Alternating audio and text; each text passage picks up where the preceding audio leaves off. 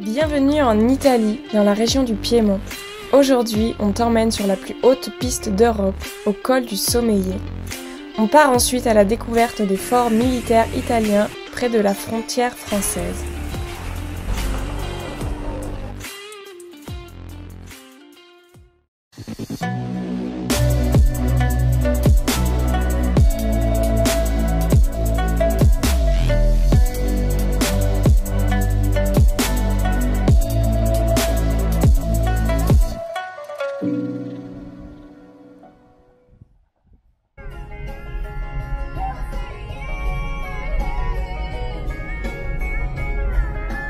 Première étape, col de l'Échelle.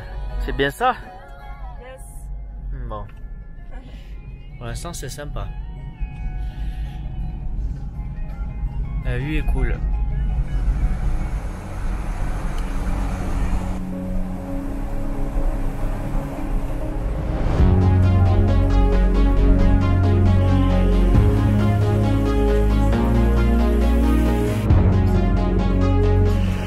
Le col du Sommeillé est situé à la frontière entre les Alpes françaises et italiennes. Près de 30 km de pistes sinueuses et étroites montent jusqu'au sommet à presque 3000 mètres d'altitude.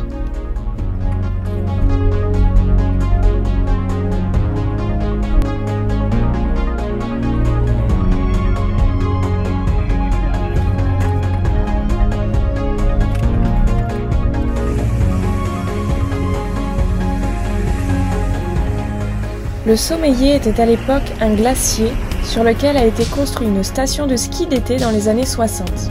Avec le recul des glaces liées au réchauffement climatique, la station a été abandonnée à la fin des années 80, mais la route, construite autrefois pour la station, est encore accessible.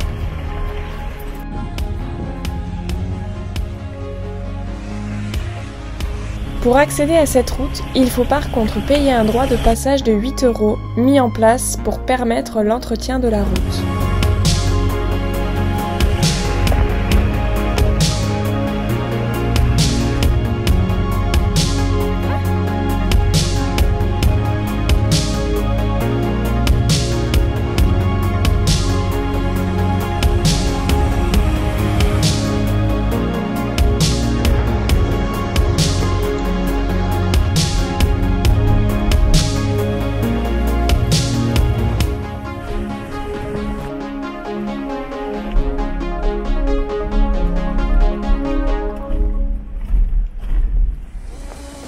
Les choses sérieuses commencent. On atteint les 2500 mètres d'altitude, la végétation se raréfie.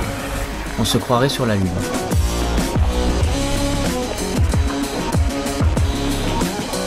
Étant un ancien glacier, ce col est réputé pour être encore sous la neige une bonne partie de l'été.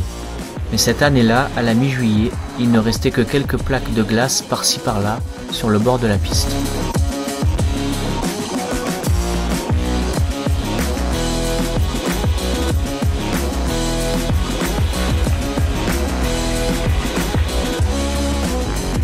Et voilà.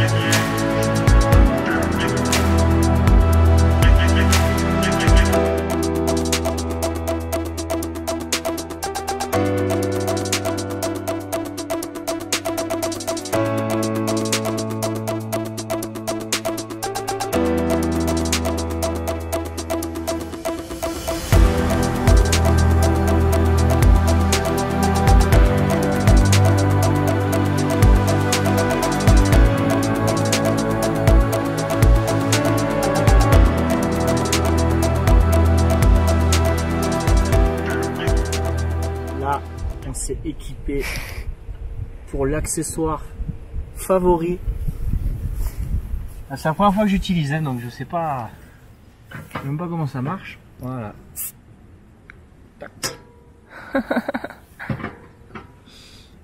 décapsuleur intégré à la galerie. C'est pas beau ça?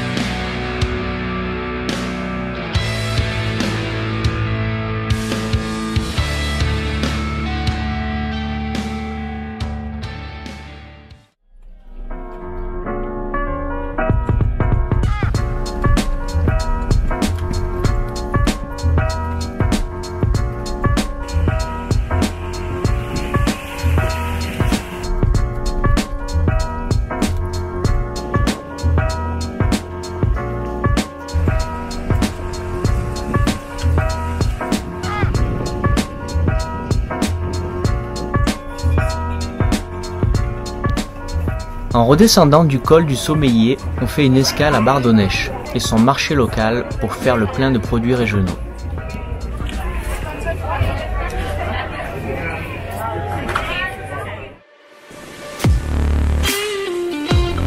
On continue notre route vers un mythique tracé, la route militaire reliant les différents forts du secteur de Bardonèche.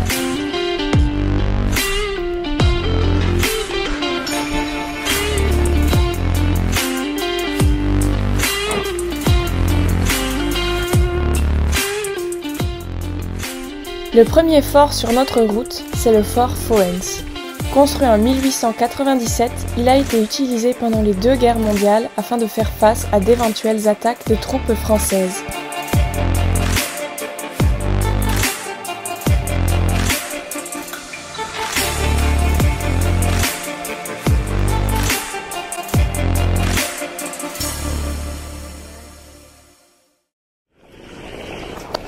Croisé la veille sur la montée du Sommeiller, on croise à nouveau la route de deux couples de voyageurs très sympathiques avec qui on décide de partager un bout de chemin pour le reste de la journée.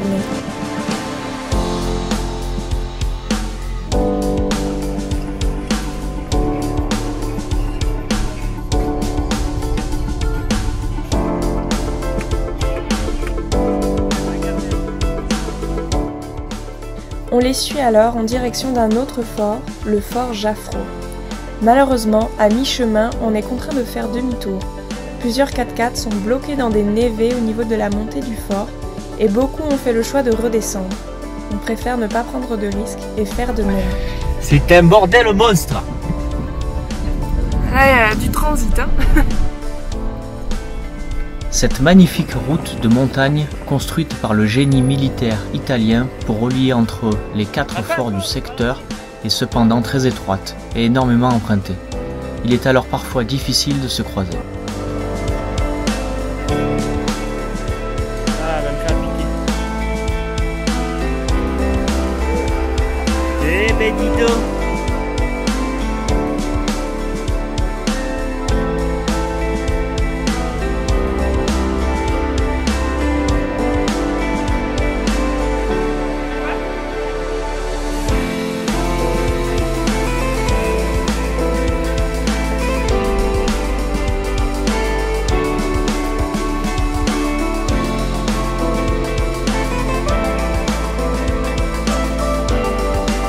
La piste se poursuit jusqu'à l'entrée de la Galleria Segure. Ce tunnel à voie unique, en courbe de 876 mètres de long, a été construit entre 1925 et 1929 pour éviter un passage très raide et instable, sans cesse éboulé.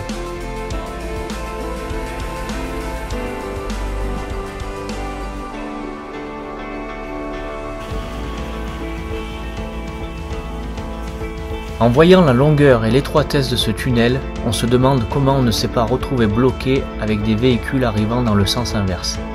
Contrairement au tunnel du Parpaillon, situé dans les Alpes françaises, ici on ne voit pas le bout du tunnel avant d'y être arrivé.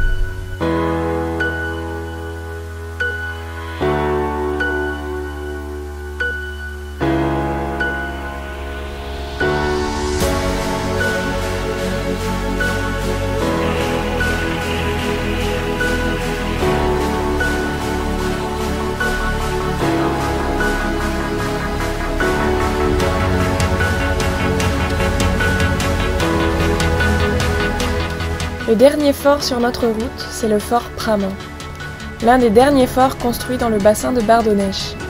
Aujourd'hui, il semble être encore plus délabré que son voisin, le fort Foens.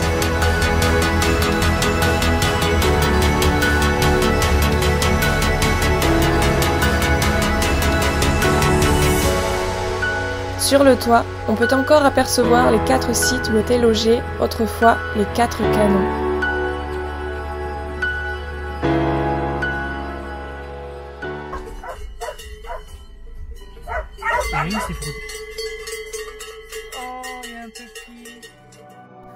La journée touche à sa fin.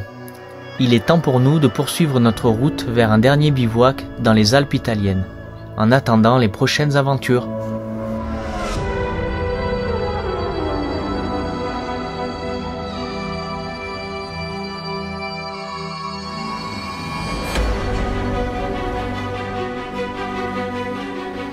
Si cette vidéo vous a plu, n'hésitez pas à nous laisser un pouce bleu et à vous abonner pour ne pas rater les prochaines vidéos. À très vite!